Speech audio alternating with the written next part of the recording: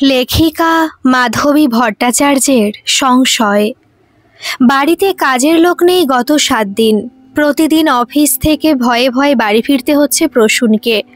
যতদিন নতুন লোক না পাওয়া যাচ্ছে, অদিতির মাথা জ্বলন্ত অগ্নিকুণ্ডের মতো হয়ে থাকবে। হাত লাগালেই ছ্যাঁকা খাওয়ার সম্ভাবনা প্রবল।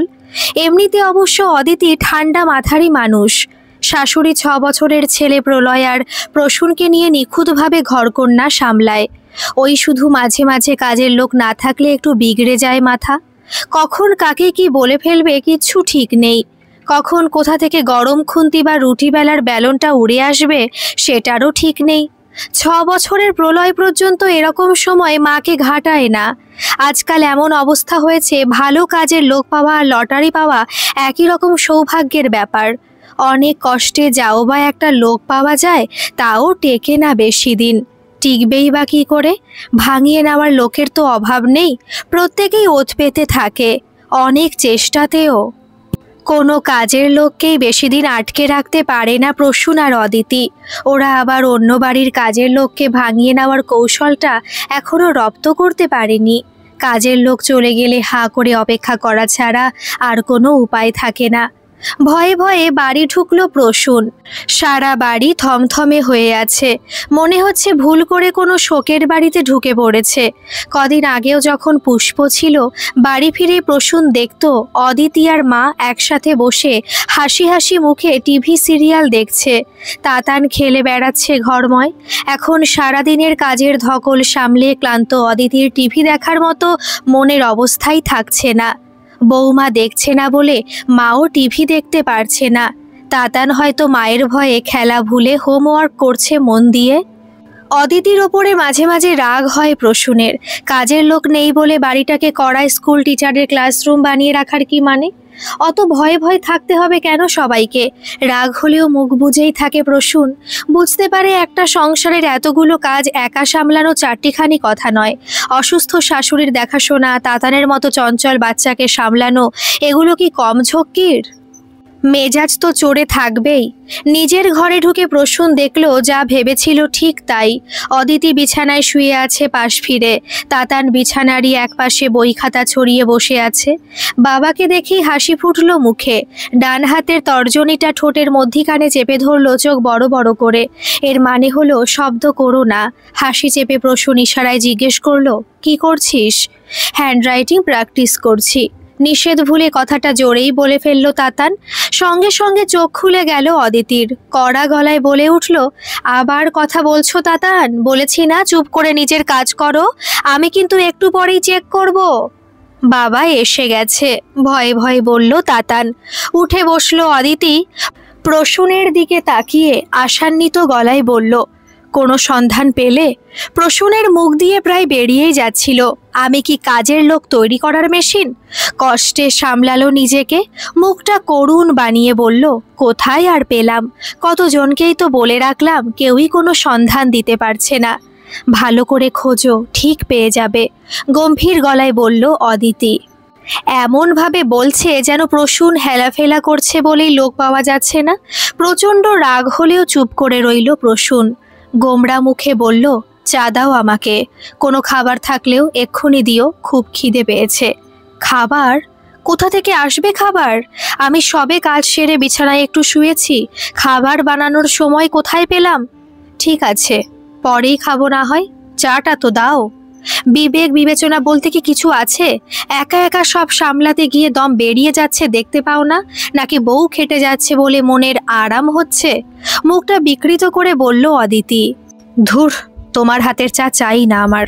মোড়ের দোকানে গেলে এতক্ষণে 3 কাপ চা হয়ে যেত। রেগে মেগে বেরিয়ে গেল প্রসূন। বীরের মতো বেরিয়ে গিয়ে চোরের মতো ফিরে এসেছে প্রসূন।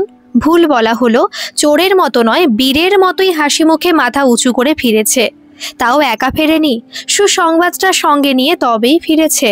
পাড়ার মল্লিক বাবুর প্রায় হাতে পায়ে ধরে একটা কাজের লোকের সন্ধান করেই ফেলেছে। মোড়ের চায়ের দোকানটাতে মল্লিকবাবুর সঙ্গে দেখা। রিটায়ার্ড মানুষ, অফুরন্ত অবসর। সন্ধ্যের পর তার অনেকটা সময় কাটে এই চায়ের দোকানের বেঞ্চে। তারই বয়সী আরও 2-4 জন বুড়োর সাথে চমৎকার আড্ডা দিয়ে। আজ প্রসূনকে চায়ের দোকানে দেখে তিনি অবাক হয়ে বলেছিলেন, বউ বাড়ি নেই নাকি? এখানে চা খাচ্ছ যে? নিজেকে আর সামলাতে না পেরে হড়বড় করে নিজের দুঃখের কাহিনী তাকে বলেই ফেলেছিল। শুনে মল্লিকবাবু গম্ভীরভাবে মাথা নেড়ে বললেন, সব স্ত্রীলোকের একই অসুখ। আমার গিন্নিও এমনিতে হাসি খুশি, কিন্তু কাজের লোক ডুব মারলে বা চলে গেলে রণচণ্ডী হয়ে ওঠে। বাড়িতে অশান্তির শেষ থাকে না।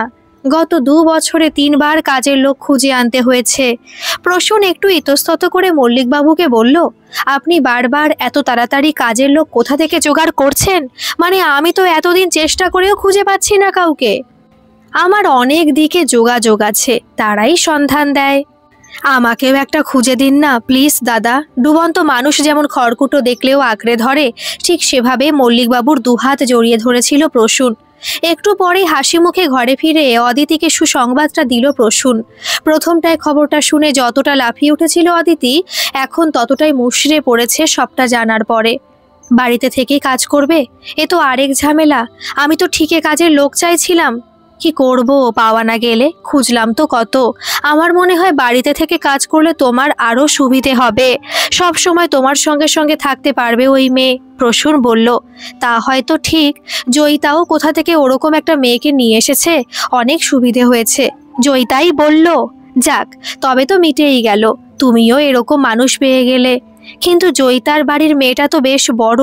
এ মেয়েটা তো বাচ্চা, বললে কত হবে বয়স? ওই 12-13 হবে। মল্লিকদা তো তাই বললেন। এ বাবা, এ পারবে তো সব কাজ সামলাতে? অদিতি সন্দেহ প্রকাশ করলো। আরে পারবে পারবে, গরিব ঘরের মেয়ে জন্ম থেকে সব কাজ করতে শিখে যায়। আমাদের বাচ্চাদের মতো ওরা আদুরে হয় নাকি? কিন্তু 14 বছরের কম বয়সের বাচ্চাদের কাজ করানো তো অপরাধ। বিপদে পড়বো না তো? অদিতি ভয় পেয়েছে।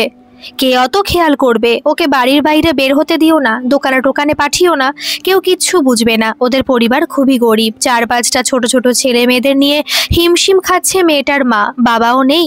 মেয়েটাকে নিয়ে এলে ওদের উপকারী হবে। দেখা যাক কি হয়, অন্যমনস্কভাবে বলল অদিতি। হাঁটু ছাড়িয়ে যাওয়া লম্বা ঢলঢলে জামা, কোকড়ানো তেল জবজবে চুল পেছনে টেনে বাঁধা, বড় বড় নির্বোধ 2 চোখের ভয়ার্ত দৃষ্টি মেলে মেয়েটা ঘরের চারদিকে চোখ বোলাচ্ছিল। প্রচণ্ড কালো গায়ের রং, উঁচু হয়ে থাকা দাঁত ওকে একেবারেই স্ত্রীহীন করে তুলেছে। অদিতি ভালো করে জরিপ করছিল ওকে। একটু আগে প্রসূন মেয়েটাকে ওর গ্রামের বাড়ি থেকে নিয়ে এসেছে। কি রে, নাম কি তোর? গলাটা যতটা সম্ভব মোলায়েম করে প্রশ্নটা করলো অদিতি।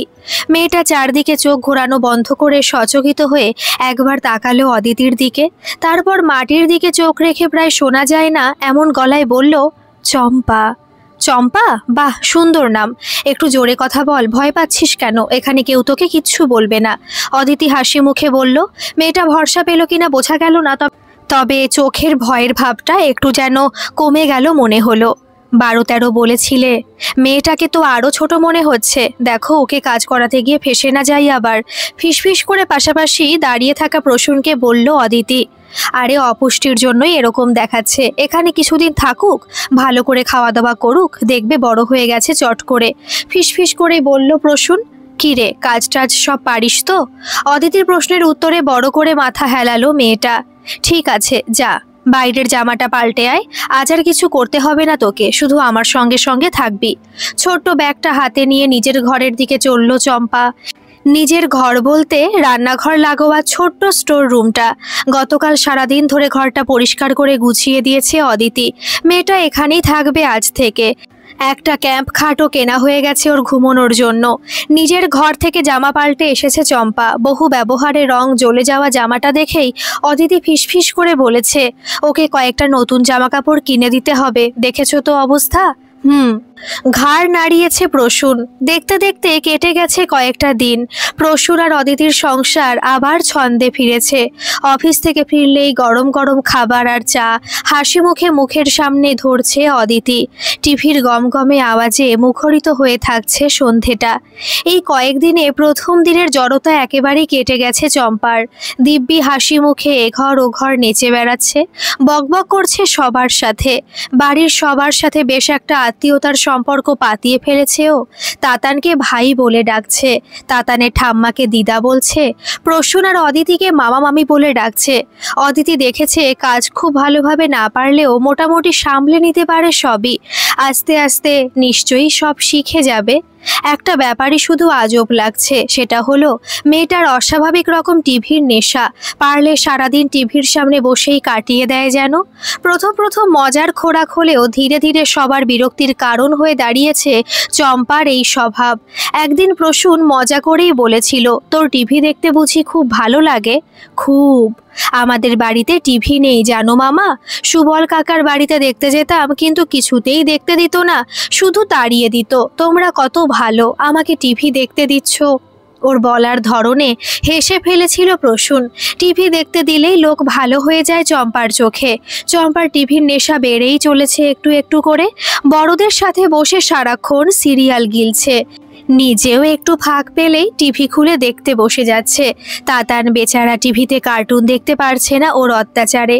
তাতান রিমোট হাতে নিলেই চম্পা কেড়ে নিয়ে নিচ্ছে। এমনকি অদিতি কোনো কাজে ডাকলে রিমোটটা হাতে নিয়েই কাজে যাচ্ছে, যাতে তাতান রিমোটের দখল না নিতে পারে। দেখে দেখে অদিতি একদিন প্রচণ্ড ধমক দিল, তুই রিমোট হাতে নিয়ে এসেছিস কেন? শিগগির ওটা রেখে আয়। যে কাজটা করতে বলেছি সেটা কর। কাজ এক্ষুনি হয়ে যাবে মামি, তারপর বইটা দেখব। কি দারুণ বই দেখাচ্ছে গো। চম্পা আহ্লাদে গদগদ। অদিতি খেকিয়ে বলে উঠল, ওসব বইটই পরে দেখবি, আগে রিমোটটা রেখে এসে কাজটা সার। অদিতির রাগ দেখে নিতান্ত অনিচ্ছায় রিমোটটা রেখে এলো চম্পা। এরপর সারাক্ষণ মুখ গোমড়া করে রইল। রাতে খেলেও না মেজাজ দেখিয়ে। এ তো মহা মুশকিল হয়ে দাঁড়ালো। টিভির নেশা যে এত ভয়ঙ্কর হয় জানা ছিল না অদিতির। আরও আনো বাচ্চা মেয়ে। এই মেয়ে তো কিছুই বোঝে না, টিভি দেখার জন্য মারামারি করে তাতানের সাথে। আমি কি করি বলো তো? ঝাঁঝালো গলায় বলল অদিতি। প্রসূন এইমাত্র অফিস থেকে ফিরেছে। বাড়ি ঢুকতেই অদিতির আক্রমণের মুখে পড়ে ভ্যাবাচাকা খেয়ে গেছে। কি হয়েছে কোনো মতে বলল। আজ দুপুরে তাতানের চিৎকার শুনে মা আর আমি ছুটে যাই। গিয়ে দেখি তাতানকে আছড়ে খিমচে জোর করে রিমোট কেড়ে নিয়েছে চম্পা। তাতান ছোটা ভীম দেখছিল। ওর মুখে হাতে আঁচড়ের দাগ দেখে নিজেকে ঠিক রাখতে পারিনি। ঠাস করে একটা চড় বসিয়েছি চম্পার গালে। তারপর রিমোটটা কেড়ে নিয়ে তাতানকে দিয়ে দিয়েছি। এ কি করলে? একেবারে গায়ে হাত তুলে ফেললে। বুঝিয়েও তো বলতে পারতে। আতকে উঠল প্রসূন। এমন রাগ হয়ে গেছিল আমার, কাঁদো কাঁদো গলায় বলল অদিতি। রাগ হয়ে গেছিল? ভেঙচে উঠল প্রসূন। এখন যদি চম্পা ওর মাকে বলে দেয় সব কিছু, কি হবে এবার? অদিতি ভয় পেয়ে গেছে। চম্পার মা জবাব চাইলে কি বলবে এক্ষুনি ভেবে নাও। মাস শেষ হলে তো মাইনেটা নিতে আসবেই। এই তো কাল পরশুর মধ্যেই হয়তো চলে আসবে। কেন ভয় দেখাচ্ছ আমাকে? যদি চম্পার বয়সী একটা মেয়ে থাকতো আমার, সে দুষ্টুমি করলে তাকেও তো এভাবেই শাসন করতাম। সে তোমার নিজের হতো, তাই এভাবে শাসন করতেই পারতে। কিন্তু চম্পা তো তোমার মেয়ে নয়। ওকে এভাবে শাসন করলে লোকে বলবে কাজের মেয়ের ওপর অত্যাচার করছে, কাউকে বোঝাতে পারবে না। আমি এত কিছু ভাবিনি তো। অদিতি প্রায় কেঁদেই ফেলেছে। চম্পা যদি ওর মাকে কিছু না বলে তাহলে বেঁচে গেলে। ঈশ্বরকে ডাকো এবার। বিরক্ত গলায় কথাটা বলে চম্পার ঘরের দিকে গেল প্রসূন। মেয়েটা কি করছে দেখতে হবে। ছোট্ট স্টোর রুমটায় পাতা ক্যাম্প খাটের বিছানায় পাশ ফিরে শুয়েছিল চম্পা। প্রসূন ডাকলো, চম্পা ওঠ, সন্ধে পেরিয়ে গেল যে, চাটা করে দিবি না? নড়ল না চম্পা। যেমন শুয়েছিল তেমনই শুয়ে রইল। প্রসূন আবার ডাকলো, চম্পা উঠে পড়, এখনো ঘুমোচ্ছিস নাকি? সাড়া নেই। এগিয়ে গেল প্রসূন। উকি দিয়ে দেখতে চাইল চম্পা সত্যি ঘুমোচ্ছে কিনা। তারপরে চমকে উঠল। হাত দিয়ে বালিশ আঁকড়ে ধরে অঝরে কাঁদছে চম্পা, একেবারে নিঃশব্দে। হঠাৎ করে মনটা খারাপ হয়ে গেল ওর। এই বয়সের বাচ্চারা মা বাবার আদরে তুলতুলে হয়ে থাকে। বেচারি অভাবের চাপে অন্যের বাড়ি কাজ করতে এসেছে। অদিতি এভাবে মাথা গরম না করলেই পারত। চম্পার মাথায় আদরের হাত রাখলো প্রসূন। নরম গলায় বলল, কাঁদছিস কেন? এইটুকু আদরের অপেক্ষাতেই ছিল হয়তো মেয়েটা। ডুকরে কেঁদে উঠল সে। কান্না জড়ানো গলায় বলল, মামি আমাকে মেরেছে। কেন মারলো বলো তো? আমি তো শুধু টিভি দেখতেই গেছিলাম। তুই ভাইকে মারলি কেন? তাতেই তো মামি রাগ করেছে। উঠে বসলো চম্পা অপরাধী ভঙ্গিতে। একবার তাকালো প্রসূনের দিকে, তারপর মিনমিনে গলায় বলল, ভাই রিমোট দিচ্ছিল না কিছুতেই। তাই এভাবে মারতে হয়? ভাই কত ব্যথা পেয়েছে দেখ তো, অত ছোট ভাইটাকে ব্যথা দিয়েছিস তুই। আর মারবো না মামা, ভুল হয়ে গেছে, কাঁদো কাঁদো গলায় বলল চম্পা। ঠিক আছে, এখন ওঠ, দেখ মামিকে গিয়ে কি সাহায্য করতে হবে। উঠে পড়ল চম্পা। আহারে অবুঝ শিশু, জানেও না যে বাড়িতে কাজ করছে বলে থাকতে দেওয়া হচ্ছে, খেতে পড়তে দেওয়া হচ্ছে, সেই বাড়ির কোনো কিছু জোর করে কেড়ে নেওয়ার অধিকার ওর নেই। এখন শুধু অপেক্ষা চম্পা ওর মাকে ঘটনাটা বলে দেয় কিনা সেটা দেখার। অদিতি ভুল করে ফেলেছে, চম্পার মা তিলকেই তাল বানিয়ে হাঙ্গামা না পাকায়। কিচ্ছু বিশ্বাস নেই ওদের। চম্পার মা এসেছে এ মাসের মাইনেটা নিয়ে যেতে। মাইনে নেওয়ার অছিলায় মেয়ের সঙ্গে দেখা করাও ওর একটা উদ্দেশ্য। অভাবের তাড়নায় মেয়েকে কাজে পাঠিয়েছে, কিন্তু মা তো মাই হয়, মেয়েকে দেখতে মন তো চায়। কাকদ্বীপের কোনো এক গ্রামে ওদের বাড়ি, সেখান থেকে বাসে বা ট্রেনে করে আসে ওরা। ওরা মানে চম্পার মা আর চম্পার এক কাকা। এখন ওরা চম্পার ঘরেই বসে আছে। প্রসূনের বুক ঢিপ ঢিপ করছিল, এখন কি হবে কে জানে। অনেকবার মনে হয়েছিল চম্পাকে বলে মাকে সেদিনের ঘটনার ব্যাপারে কিছু না জানাতে, কিন্তু চম্পা কথাটা কিভাবে নেবে সেটা ভেবেই কিছু বলা হয়ে ওঠেনি। বাইরের ঘরে কাঠ হয়ে বসেছিল অদিতি, প্রসূনও বসেছিল। একটু পরে বেরিয়ে এলো ওরা, পেছন পেছন চম্পাও। অদিতি আর প্রসূন কাষ্ঠ হাসি হেসে তাকালো ওদের দিকে। চম্পার মা দাঁড়ালো একবার, ইতস্তত করে বলল, মেয়েটাকে পুজোর সময় কদিনের ছুটি দেবেন দাদা, ছোট মেয়ে তো, মায়ের জন্য মন কাঁদছে, কিছুদিন থেকে আসবে গিয়ে। প্রসূন আর অদিতির ঘাম দিয়ে জ্বর ছাড়লো। চম্পা নিশ্চয়ই কিছু বলেনি সেদিনের ব্যাপারে, নইলে ওর মা এত স্বাভাবিকভাবে কথা বলতো না। কিছু একটা মনে হতে প্রসূন জিজ্ঞাসা করলো, চম্পার বয়স যেন কত? এই তো 12 পূর্ণ হবে। এত ছোট মেয়েকে কাজে দিয়েছো কেন? অদিতি প্রশ্ন করলো। সাধে কি দিয়েছি বৌদি, ওখানে বনে বাজারে ঘুরে বেড়াতো, পেট ভরে খেতে পেত না, এখানে দুবেলা ভালো ভালো খাবার খেতে পাচ্ছে। দুদিনেই স্বাস্থ্য ফিরে গেছে দেখুন। আপনাদের মতো ভালো মানুষের ঘরে পড়েছে, মেয়েকে নিয়ে ভাবনা নেই আমার। চলে গেছে ওরা। প্রসূন আর অদিতি মিছিমিছি ভয় পাচ্ছিল।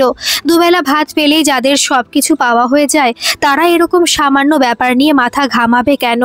হালকা মেজাজে চম্পাকে ডেকে প্রসূন জিজ্ঞাসা করলো, কি রে, সেদিন যে মামি তোকে মেরেছিল, মাকে বলেছিলি? সে তো আমি ভুলেই গেছি। উঁচু দাঁত বের করে হাসলো চম্পা। তারপর নাচতে নাচতে আবার টিভি দেখতে ছুটল। প্রসূন আর অদিতি পেছন থেকে হা করে তাকিয়ে রইল। খিদের কাছে কি সব কিছুই তুচ্ছ? ওদের সংশয় যায় না। গল্পটি কেমন লাগলো অবশ্যই কমেন্ট করে জানাবেন, আর ভালো লাগলে একটা সাবস্ক্রাইব করে আমার পাশে থাকবেন। ধন্যবাদ।